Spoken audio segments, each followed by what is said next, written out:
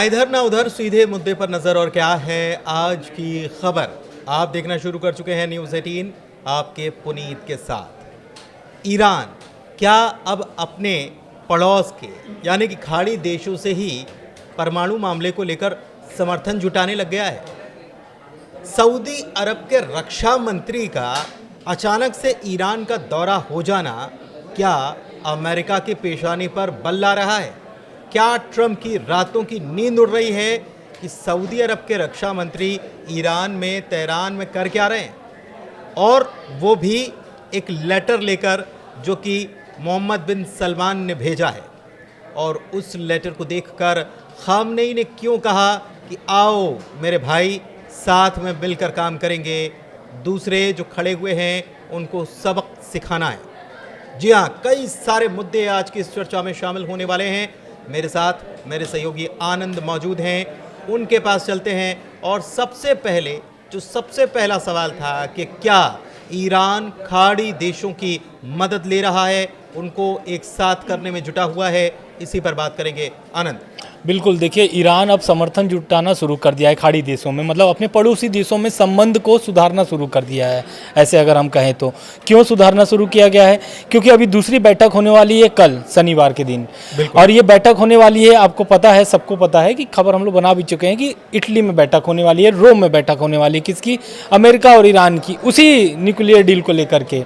तो इस डील के पहले क्या कर रहा है ईरान की? समर्थन जुटाना शुरू कर दिया है। और इस समर्थन में पहला जो समर्थक, एक तरीके से अगर हम बोल भी दे कि समर्थन मिल गया है, अब खुद सामने से दूसरा देश आया ईरान के पास, तो कहीं ना कहीं ये खबर बड़ी हो जाती है। और ये खबर बड़ी इसलिए और हो गई जब सऊदी अरब के विदेश मंत्री पहुंचते हैं, कहाँ? रक्षा मंत्री पहुंचते हैं ईरान, एक खत लेकर के। मोहम्मद बिन सलमान जो क्राउन प्रिंस हैं सऊदी अरब के, उनका खत लेकर के पहुंचते हैं खामनेई के पास। ईरान के सुप्रीम लीडर हैं अयातुल्ला अली खामनेई, उनके पास ये पत्र पहुंचता है और पत्र का जवाब भी वो हाथों हाथ दे देते हैं। क्यों? क्योंकि उनको समर्थन, वो पहले से ही उनका ऐसा प्लान रहा है, ईरान का ऐसा प्लान रहा है कि वो समर्थन जुटाएंगे और कमजोर करेंगे। जो ईरान अमेरिका के समर्थन में बात करते हैं मुस्लिम देश, उसको अब ईरान के समर्थन में लाना चाहते हैं। उस पर मैं आऊंगा, और क्या खामनेई ने कहा है उसकी भी बात करेंगे। लेकिन कुछ सवाल खड़े हो रहे हैं। इजराइल के खिलाफ क्या ईरान अमेरिका का इस्तेमाल कर रहा है? थोड़ा मेरा सवाल पेचीदा हो सकता है, थोड़ा अलग भी हो सकता है, बिल्कुल, लेकिन क्या ईरान के गेम में अमेरिका फंस चुका है? और खासतौर पर खामनेई का प्लान जो है वो क्या है? बिल्कुल, दरअसल में जो इजराइल बाण चलाया था ईरान पर, अब वही बाण वापस आ गया है। किसके ऊपर? इजराइल के ऊपर। दरअसल इजराइल क्या मान कर रहा था कि ईरान परमाणु बम ना बना पाए, लेकिन अब ये ईरान की तरफ से एक तरीके से आवाज उठी है कि इजराइल के पास जितने परमाणु बम है ना, पहले उसको नष्ट किया जाए। और जाहिर सी बात है ये बात वहीं पर उठती है। अगर आप दूसरे देशों को बोलते हैं कि आप ये नहीं बना सकते हैं, तो जाहिर सी बात है आपका भी लिस्ट में नाम आता है। अगर ये वीडियो में हम आगे बात करेंगे कि क्यों नाम आता है, लेकिन अभी क्या है कि उसके पास, इजराइल के पास 7 न्यूक्लियर जो है साइट है उसके पास, और करीब 90 से लेकर के 200 परमाणु बम है। तो कहीं ना कहीं एक तरीके से इजराइल ये मानने के लिए लेकिन इनकार नहीं है। इजराइल ने साफ बोल दिया है कि मेरे पास कोई भी ऐसा परमाणु बम नहीं है और ना ही मेरे पास कोई ऐसा कार्यक्रम चल रहा है। लेकिन इस पर ईरान ने जो चाल चलाया है, उससे इजराइल एकदम, होता है ना कि नतमस्तक हो जाना। अब क्या हुआ है, दूसरी झटका अमेरिका की तरफ से हुई, उसका लगता है। दूसरी झटका कैसे लगता है? दरअसल ये बैठक के बाद, पहली जो बैठक हुई है, उस बैठक के बाद ईरान पर एक हमला करने का प्लान था। किस पर? परमाणु प्लांट पर, जो ईरान का 2 परमाणु प्लांट है, नतांज और फॉर्डो में, वो दोनों जगह पर। बिल्कुल, 2 जगहों पर हमला करने का प्लान था। और बैठक के पहले भी ये माना जा रहा था कि वो तैयारी हो चुकी थी। इजराइल की तरफ से ये कहा जा रहा था कि बस आप ग्रीन सिग्नल दो, जिसका हम जिक्र कर रहे थे। लेकिन अमेरिका ये चाह रहा था कि कूटनीतिक बातचीत हो, और कूटनीतिक बातचीत चल भी रही है। दिलचस्प बात यह है कि अमेरिका और ईरान के बीच जो बातचीत चल रही है, इसमें इजराइल ही वो ये कह रहा है, बेंजामिन नेतन्याहू कह रहे हैं कि हम ही तो वो थे जिन्होंने ये मुद्दा उठाया था कि ईरान के पास परमाणु बम नहीं होना चाहिए, और हमने ही इस मुद्दे को उठाकर, और ये कहा भी गया कि 2018 में जो डील ट्रंप ने रद्द की वो नेतन्याहू के कहने पर या उन्होंने जो पॉइंट्स उठाए थे उसके कहने पर की। बिल्कुल बिल्कुल जाहिर सी बात है कि मिडिल ईस्ट में अगर टेंशन बनी हुई है तो इजराइल को ही खतरा है, लेकिन ईरान की तरफ से जो बात कह दी गई है वो एक शेर याद दिलाता है मुझे राहत इंदौरी का कि आएंगे कई मकान जद में, यहाँ केवल हमारा मकान थोड़ी है। तो वो बहुत सारे मकान जद में आएंगे मिडिल ईस्ट, क्योंकि सवाल ये है कि परमाणु अगर ईरान परमाणु बम ना बनाए तो ईरान कह रहा है कि पूरा मिडिल ईस्ट जो है उससे परमाणु बम खत्म होना चाहिए। बिल्कुल, इजराइल हाँ, भी है। बिल्कुल ये बड़ी मांग है ईरान की, क्योंकि ये जो दूसरी बैठक होने वाली है, दूसरी बैठक के पहले ही ईरान ने ये मांग कर दिया है कि अगर आप चाहते हो, अमेरिका को बोल रहा है कि अगर आप चाहते हो कि ईरान के पास परमाणु बम ना हो तो खाड़ी देशों में जो मतलब कि मिडिल ईस्ट में जो देश हैं उनके पास जो ये परमाणु हथियार है या परमाणु बम है उन वहाँ से भी पहले नष्ट करो, फिर हम इस पर बातचीत चर्चा करने के लिए तैयार हैं। लेकिन उसी खाड़ी देश, उसी मिडिल ईस्ट में इजराइल भी है, तो कहीं ना कहीं ये ईरान का जो सबसे जो निशाना साधा है वो कहीं ना कहीं इजराइल पे ही साधा है। और इस पर अब तब से इजराइल पर खंगालना शुरू कर दिया है लोगों ने, मीडिया ने भी खंगालना शुरू कर दिया है। अब इस पर आने वाले समय में, अब कल जो बैठक होने वाली है उससे स्पष्ट हो जाएगा कि क्या ईरान की बात मान ली गई है या नहीं मान ली गई है। इजराइल अगर ये बताता है कि ईरान ऐसे ऐसे काम कर रहा है, हमने उसके ठिकाने जो हैं वहाँ पर क्या चल रहा है ये सारी जानकारी जुटा ली है और IAEA को चेताता है, तो ईरान के पास भी जानकारी ज़रूर हो सकती है और हो सकता है कि वो जल्द ही अगली बैठक में जो रोम में होने वाली है उसमें ये साझा भी कर डाले। बिल्कुल। लेकिन क्यों, क्या डेटा आ रहा है इजराइल को लेकर? इजराइल को लेकर के देखिए डेटा तो वही आ रहा है जैसा मैंने पहले बताया कि एक INNS जो है NSS इसका एक रिपोर्ट आ रहा है। इस रिपोर्ट में वही बताया गया है कि क्या अगर ट्रंप ईरान पर हमला करते हैं, ट्रंप अगर ईरान पर हमला करते हैं, अमेरिका अगर ईरान पर हमला करता है तो किसको इसमें ज़्यादा नुकसान होगा और किसकी ताकत बढ़ेगी। लेकिन अभी व्यूअर्स सोच रहे होंगे कि जाहिर सी बात है अगर अमेरिका अगर हमला करेगा तो अमेरिका का ताकत बढ़ेगा, लेकिन ये गलतफहमी है। इसमें बढ़ेगा खामनेई का ताकत। और खामनेई का ताकत बढ़ेगा कैसे? दरअसल जब वो हमला होगा तो उसमें क्या है कि एटॉमिक बम जो है, पहले तो ईरान ने बोल दिया है कि मैं नहीं बना रहा हूँ बम, लेकिन ट्रंप की तरफ से अगर हमला होता है, अमेरिका की तरफ से अगर हमला होता है तो मैं बहुत करीब पहुँच चुका हूँ एटम बम बनाने के करीब में हूँ। अच्छा, वो IAEA के चीफ राफेल ग्रॉसी उन्होंने कहा है कि जिक्सॉ पजल है। जिक्सॉ पजल होता क्या है ये समझ लीजिए, अलग अलग एक पजल होती है, उसके कई सारे टुकड़े होते हैं और उसको केवल जोड़ना होता है। और यही जिक्सॉ पजल जैसा ईरान के पास कार्यक्रम है, उसको केवल जोड़ना है, तैयार है, परमाणु बम तैयार। ये IAEA चीफ ने कहा है। अब ये INSS क्या है ये बता देते हैं आपको। Institute for national security studies, ये US के लिए काम करती है और उसने ये कहा है। एक चीज़ और कही है कि अगर आप डील करते हो तो डील भी वो दम नहीं रहेगा। बिल्कुल, वो जो डील है असल में 2015 वाली जो डील है, ओबामा के समय जो डील लाई गई थी, उसमें बस यही एक पॉइंट था कि ईरान परमाणु बम नहीं बनाएगा, जिसके लिए ईरान तैयार भी था, बैठक भी हुई थी। लेकिन ट्रंप आते हैं 2016 में और इसको 2018 में रद्द कर देते हैं। लेकिन ये जो नया डील है इसमें कई पॉइंट्स जुड़े हैं ट्रंप, जैसे कि परमाणु कार्यक्रम जो ईरान चला रहा है वो पूरी तरीके से ख़त्म कर दे ईरान। दूसरा, जो उनके पास बैलिस्टिक मिसाइल जो बनाई जा रही है उसको भी बंद कर दिया जाए, तो ईरान को एकदम। और तीसरी जो पॉइंट है वो है कि जो अपने प्रॉक्सी यानी कि जो अपने सहयोगियों को हमास, हिजबुल्लाह, उन प्रॉक्सियों को सहयोग करना बंद करिए, जिस पर ईरान ने सहमति जता दिया है कि ठीक है हम प्रॉक्सी को तो नहीं करते हैं, समर्थन नहीं करते हैं, लेकिन उस पर हम बात करेंगे, उसको अब हम नहीं करेंगे, मतलब समर्थन नहीं करेंगे, लेकिन मेरा परमाणु कार्यक्रम चलना चाहिए। और वही बात कर रहा है ईरान कि 2015 वाली जो डील थी मैं उसी पर डील करूंगा, क्योंकि उसमें सिर्फ परमाणु बम नहीं बनाने की बात कही गई थी।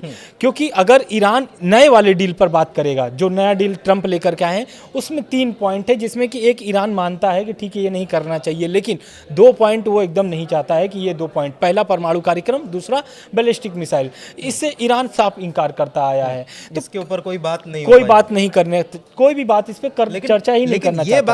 बातचीत जो चल रही है, पहली बैठक जो हुई ओमान में, मस्कट में, उसमें बहुत सारे पॉइंट्स आए। बिल्कुल, नेतन्याहू को ये रास नहीं आ रहा है, हजम नहीं हो रहा है। नेतन्याहू क्या कह रहे हैं, वो कोई नया मॉडल लेके आए? बिल्कुल, वो तो लीबिया मॉडल याद दिलाए थे ट्रंप को जब वो अमेरिका दौरे पर गए थे। उनके ऊपर जब टैरिफ इजराइल पर लगा था तो टैरिफ बोल करके गए थे कि भाई टैरिफ इतना इजराइल पर लग गया है, बात करने गए थे। बिल्कुल बिल्कुल, क्योंकि ये तो सब जानता है कि टैरिफ खाली एक देश पर अमेरिका ने नहीं लगाया है, और वो भी इजराइल, जो कि बड़ा खासम खास है। बिल्कुल। तो अब इजराइल ट्रम्प नेतन्याहू जाते हैं और एक मॉडल लेकर के जाते हैं, लीबिया मॉडल। और लीबिया मॉडल यही है कि लीबिया मॉडल में लीबिया ने जब 2004 में, सही अगर मुझे याद हो तो 2004 में लीबिया ने पूरा अपना परमाणु जो कार्यक्रम चला रहा था पूरी तरीके से रद्द कर दिया था, बंद कर दिया था। दूसरी इनकी क्या मांग है, ये लीबिया मॉडल ईरान पर लागू किया जाए, ट्रम्प से कहते हैं नेतन्याहू। दूसरा, जितने भी उसके पार्ट्स है, जितने भी मतलब परमाणु संयंत्र जो भी उसकी वो दूसरे देश में शिफ्ट कर दिया जाए, यूएस के निगरानी में। तो ये जो मॉडल है ये साफ मना कर चुका है ईरान। इस पे प्रतिक्रिया आ चुकी है कि लीबिया वाला जो मॉडल आप बात कर रहे हैं उस पर कोई चर्चा नहीं होगी, 2015 वाले पे चर्चा होगी। एक चीज़ और है, IAEA चीफ राफेल ग्रॉसी जब तेहरान पहुंचे तो उन्होंने ईरान की 2 न्यूक्लियर साइट्स पर विजिट भी की है। और दरअसल ईरान ने IAEA के जो कुछ एक्सपर्ट इंस्पेक्टर्स जो हैं उनकी वहाँ पर एंट्री पर बैन लगा रखा है। और इसको लेकर बातचीत हुई लेकिन कोई ठोस चीज़ें निकल कर नहीं आ पाई कि बैन हट जाएगा, ऐसा कुछ हो जाएगा, कुछ नहीं। IAEA के चीफ राफेल ग्रॉसी ने जो बयान दिया वो थोड़ा सा टेंशन में अमेरिका को ला रहा है कि जल्दी करो, डील जल्दी कर लो, या कभी भी बना करके, और अगर इन्होंने टेस्ट कर लिया तो फिर आप कैसे मना कर दोगे कि इनके पास नहीं है, इसलिए जल्दी कर लो। लेकिन IAEA चीफ को भी कहीं ना कहीं खामनेई फंसा रहे हैं, क्योंकि वो कह रहे हैं कि हिसाब तो फिर बराबर भी होगा। बिल्कुल बिल्कुल, वही वाली मांग जो मैंने अभी पहले बताया था। IAEA के जो चीफ हैं, अंतर्राष्ट्रीय परमाणु ऊर्जा एजेंसी, उनके चीफ यानी उनके अध्यक्ष पहुंचते हैं कहाँ, ईरान। ईरान के दौरे पे जाते हैं और निरीक्षण करने जाते हैं कि क्या ईरान सच में परमाणु बम बना रहा है या नहीं बना रहा है, जिसमें वो जाते हैं, निरीक्षण करते हैं और उसके बाद उनका बयान आता है। वो बोलते हैं कि भाई जो भी डील करना है ना आप लोग जल्दी कर लो। क्यों? क्योंकि ईरान एकदम चौखट पे पहुंच चुका है, मतलब परमाणु बम बनाने के एकदम दहलीज पर है और वो बहुत जल्दी बना के तैयार भी कर लेगा। तो लेकिन इशारा कर रहे हैं बिल्कुल खामनेई ने साफ बोल दिया है कि भाई अगर आप चाहते हो कि ईरान परमाणु बम ना बनाए तो जितने भी खाड़ी देशों में या फिर जितने भी मिडिल ईस्ट में देश हैं उनके सभी के परमाणु रद्द करिए। IAEA चीफ का काम बढ़ा दिया उन्होंने, काम बिल्कुल बढ़ा दिया, इजराइल दौरा करो। बिल्कुल, लेकिन अभी इजराइल दौरे का ऐसा कोई बातचीत नहीं आया, लेकिन दबाव बिल्कुल हिंद छोड़ दिया और दबाव तो बढ़ गया है IAEA के चीफ पर कि भाई क्या खामनेई की बात माना जाए या नहीं माना जाए। क्योंकि खामनेई ने उनका बात माना है। कैसे बात माना है? क्योंकि वो पहले बोल रहे थे कि जो निरीक्षक परमाणु के लिए जो IAEA की तरफ से जो तैनात किए गए ईरान में परमाणु जो कार्यक्रम चल रहा है उसका निरीक्षण करने के लिए जो निरीक्षक हैं वहाँ पर IAEA के, उनको बोला था, उनके कुछ प्रतिबंध अभी आप बता भी रहे थे कि उनके ऊपर कुछ प्रतिबंध लगाए हुए थे कुछ के लोगों पर, जिसको अभी वो हटाया नहीं है, ना ही उस पर कुछ बात किया है वो चीफ से। लेकिन अब उनका सपोर्ट करने के लिए वो तैयार है। कैसे सपोर्ट करने के लिए तैयार है? अमेरिका ने बोला था, पहले तो ईरान का बयान आता है कि भाई अगर आप इसी तरह धमकी दोगे तो IAEA के जो भी इंस्पेक्टर हैं उनको मैं देश से बाहर कर दूंगा। ऐसी बातें होती है, फिर उसके बाद दबाव बढ़ते हैं ईरान के ऊपर, चीफ पहुंच जाते हैं ईरान। तो अब वो बोलते हैं कि ठीक है मैं सपोर्ट कर रहा हूँ, और ये बात उन्होंने जिक्र भी किया था कि मैं सपोर्ट कर रहा हूँ, आप जहाँ भी आप मुझसे हेल्प चाहेंगे ईरान में वहाँ पर मैं हेल्प करने के लिए तैयार हूँ। बिल्कुल। एक दिलचस्प बात आपको और बताया, इसमें जोड़ रहा हूँ मैं, इजराइल ने आज तक उसके पास 90 से ज़्यादा परमाणु बम होने की बात कही जाती है। एक तो इजराइल ने आज तक कभी परीक्षण नहीं किया, दूसरी तरफ उसने कहा कि हम मिडिल ईस्ट में परमाणु हथियार संपन्नता की होड़ में शामिल नहीं होंगे जब तक कोई उकसाएगा नहीं। लेकिन उसने NPT परमाणु अप्रसार संधि जो होती है उसमें दस्तखत आज तक नहीं किए। ये बहुत इंपॉर्टेंट पॉइंट है और ये पॉइंट जो है खामनेई भी उठा रहे हैं। खैर, इस बीच सऊदी के रक्षा मंत्री का अचानक से तेहरान पहुंच जाना, ये अपने आप में बहुत हैरान करता है। क्या खबर? दरअसल में अभी दूसरी बैठक होने वाली है। दूसरी बैठक के पहले ट्रंप ने धमकी दिया था कि भाई अगर आप बातचीत विफल होती है, बैठक विफल होती है तो ईरान पर हमला कर दिया जाएगा, ईरान के परमाणु ठिकानों पर हमला कर दिया जाएगा। इसी बीच खबर आती है कि सऊदी के जो राष्ट्र रक्षा मंत्री हैं प्रिंस खालिद बिन सलमान, वो ईरान पहुंच जाते हैं। ईरान पहुंच जाते हैं किसका लेटर लेकर के? प्रिंस का लेटर लेके, वो जो सलमान किंग, हाँ बिल्कुल, किंग सलमान का लेटर लेकर के वो पहुंच जाते हैं और वो खामनेई को सौंप देते हैं कि भाई ये प्रिंस का ये लेटर है, और उस पर जवाब भी आता है। जवाब वो देते हैं कि बिल्कुल मैं तो इंतजार में हूँ, आपका स्वागत करता हूँ ईरान में। और क्यों, पहले आप समझिए बात को कि सऊदी ही क्यों पहुंचा वहाँ पर। क्योंकि सऊदी एक ऐसा देश है जिससे अमेरिका का संबंध बहुत गहरा है और बहुत ही, एक तरीके से बोल सकते हैं कि बहुत ही अच्छी संबंध है। मिडिल ईस्ट में ऐसा माना जाता है कि सऊदी का झुकाव हमेशा से हमारे अमेरिका तरफ रहा है, बिल्कुल। और बहुत सारी चीज़ें, लेकिन गाज़ा का प्लान जब आया था ना, तो उसमें सऊदी ने इसका विरोध किया था कि ये गाज़ा का प्लान ये नहीं चलेगा कि आप गाज़ा को खाली कर दो। ट्रंप लेके आए थे प्लान कि आप गाज़ा को खाली कर दो और वहाँ पर वहाँ के लोगों को अपने यहाँ बचा लो, फिर हम एक नया गाज़ा बनाएंगे, सपनों की दुनिया दिखाएंगे। तो इस बात के लिए सऊदी ने भी ना कर दिया था, और भी मुस्लिम देश हैं खाड़ी के, उन्होंने ना कर दिया था। लेकिन इस बार जो सहयोग की बात हो रही है, वो हो रही सैन्य सहयोग की, वो हो रही है सिक्योरिटी पॉइंट ऑफ व्यू से, और इसके अलावा भी और भी सहयोग की बात हो रही है। खामनेई ने क्या कहा है? खामनेई ने कहा है कि बिल्कुल आप पहले ये लेटर किस लिए गया था? ये लेटर गया है परमाणु जो वार्ता चल रही है उसके संबंध में, उसके संबंध में जा रही है। तो अब ईरान और सऊदी अरब किससे बात करेंगे? अमेरिका से बात करेंगे। और खबर तो ऐसी भी आई थी कि रूस और चीन भी इस डील को लेकर के आपस में बातचीत कर रहे हैं। उनको तो रिपोर्ट हो रही है, बिल्कुल रिपोर्ट हो रही है। रूस तो अब तो बाकायदा रिपोर्ट की जा रही है। अब ये अगर सऊदी का हाथ अगर मतलब एक तरीके से हाथ मिला लेता है ईरान की तरफ से, तो कहीं ना कहीं अमेरिका में और खलबली मचेगी। एक चीज और है, ये ऐसा लगता है कि सऊदी भी अब जैसे मध्यस्थ की भूमिका ओमान निभा रहा है, तो इसको क्या ट्रंप ने सऊदी को भेज दिया कि आप भी मध्यस्थ की भूमिका निभाओ, या फिर सऊदी की तरफ से जब रक्षा मंत्री पहुंचते हैं तो वहाँ के जो किंग हैं उनका लेटर लेकर पहुंचते हैं? तो किंग का लेटर लेकर पहुंचना और ये साझेदारी की बात कर लेना, ये क्या बता रहा है? ये एक तरीके से देखिए वही दबाव वाली नीति, ईरान पर जो दबाव की नीति अमेरिका कर रहा है, अब जस्ट उल्टा, चाहे वो परमाणु कार्यक्रम इजराइल का जो है वो ख़त्म कर दिया जाए, चाहे फिर मध्यस्थता की बात हो, क्योंकि ओमान को लेकर के मध्यस्थता पर भी अमेरिका ने चिंता जाहिर किया था, बोला था कि हम सीधे ईरान से बातचीत करना चाहते हैं। लेकिन अब होता क्या है? अब ये होता है कि जो गहरे एक तरीके से जो सहयोग है सऊदी की तरफ से अब दिया जाएगा। आपने जैसा बताया कि सैन्य सहयोग हुआ या फिर आर्थिक सहयोग हुआ, क्या अब इस जो दोनों की मिलन हुई है, क्या इस मिलन से क्या कुछ प्रतिबंध कम होंगे? अमेरिका की तो रातों की नींद उड़ गई होगी। बिल्कुल, रातों की नींद उड़ गई है। अब अमेरिका कल जो बैठक होने वाली है, इससे सारा निष्कर्ष निकलेगा या इससे पूरा निचोड़ निकाला जा सकता है कि सऊदी और ईरान के मिलने का क्या लाभ हुआ। क्यों कहीं ना कहीं खामनेई ने उनका पूरा स्वागत किया है। पहले मैं बता दूं कि खामनेई ने उनका पूरा स्वागत किया है और सऊदी को बोला है कि मैं तो इंतजार में था आपके सहयोग पर, आप कब आएंगे, लेकिन अब आए हैं तो अब जाने नहीं देंगे। मतलब अब अगर आ गए हैं मेरे दरवाजे पर तो पूरा स्वागत किया जाएगा और पूरा सहयोग लिया जाएगा आपसे।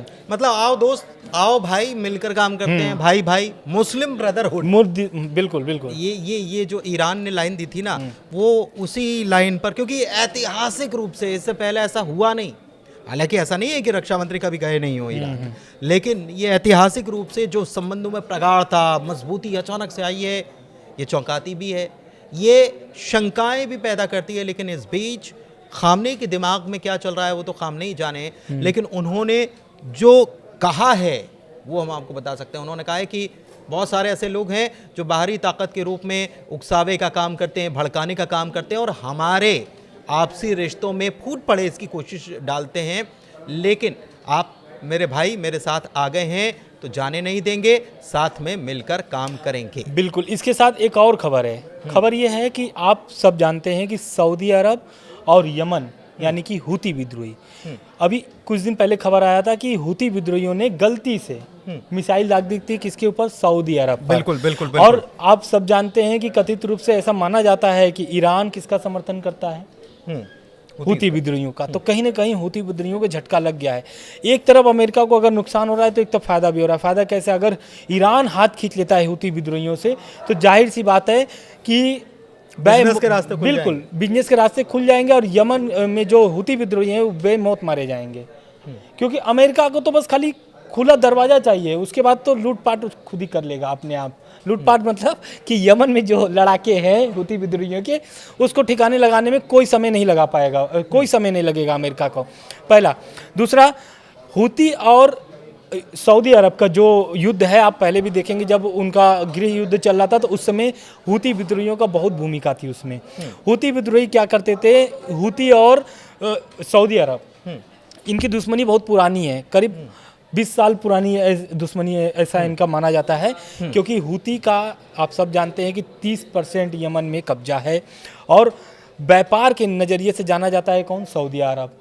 सऊदी अरब व्यापार से कोई भी समझौता नहीं करना चाहता है, बिल्कुल। और इस कारण से वो यमन के हुती विद्रोहियों का विरोध करता था। एक ये देखिए, एक काम की बात, एक जानकारी चलते चलते आपको दे देते हैं, वीडियो लंबा हो गया लेकिन चलते चलते जानकारी। सऊदी अरब की भूमिका जो है ना अब मिडिल ईस्ट में बढ़ती जा रही है। देखिए, रूस यूक्रेन के बीच में अगर बातचीत होती है तो सऊदी अरब में होती है। सऊदी अरब के अभी जो किंग हैं उनकी तरफ से मैसेज पहुंच जाता है ईरान की तरफ। और सऊदी ने एक चीज़ और की है, ये आपको शायद चौंकाने वाली जानकारी लगे, लेकिन सीरिया के ऊपर जो कर्ज है ना उसको चुकाने की तैयारी सऊदी अरब कर रहा है। सऊदी अरब सीरिया को मदद देने के लिए तैयार है और जितना भी वर्ल्ड बैंक का कर्जा है वो सऊदी अरब चुकाएगा। जुलानी मिलने गए थे बीते वक्त और उसके बाद ये खबरें, हालांकि पुष्टि कहीं से नहीं हुई है, ना सीरिया की तरफ से आई है ना सऊदी की तरफ से, लेकिन बातें चल रही हैं कि सीरिया इस कर्ज को माफ़ कीजिएगा, सऊदी सीरिया के इस कर्ज को चुकाने के लिए तैयार है। तो एक नया गेम शुरू हो रहा है, नई पावर्स आ रही हैं, सबके पास ताकत आ रही हैं और सऊदी भी, पैसे की ताकत तो उसके पास है लेकिन और ताकतवर होने की ख्वाहिश शायद दिमाग में रखे हुए, संजोए हुए, या फिर हो सकता है कि अमेरिका की तरफ से कुछ इशारा किया जा रहा हो जिसका ये नतीजा या जिसकी ये चर्चा आज हम कर रहे हैं। फिलहाल वीडियो में इतना ही, बहुत वीडियो लंबा हो गया लेकिन कैसा लगा, जानकारी बहुत सारी हमने आपको नहीं दी है। कैसी लगी जानकारी कमेंट करके ज़रूर बताइएगा। वीडियो को अपनों से साझा कीजिएगा, हमारे चैनल को सब्सक्राइब कीजिएगा। बहुत धन्यवाद। धन्यवाद।